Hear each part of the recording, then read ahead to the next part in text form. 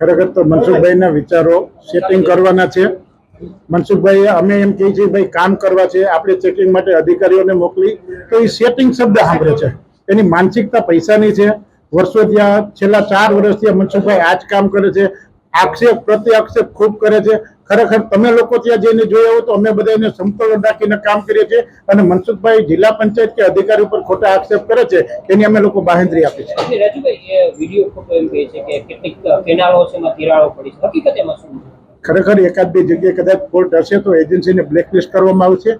અમારા અધિકારી જે સિંચાઈના છે એ ત્યાં જઈ અને સર્વે કરશે. તે પછીની કાર્યવાહી અમે ડીડીઓ સાહેબને કહી અને જરૂરી કાર્યવાહી આગળ કરશું. રાજુભાઈ, ખાસ બિયારણને લઈને એક મોટો ઇસ્યુ.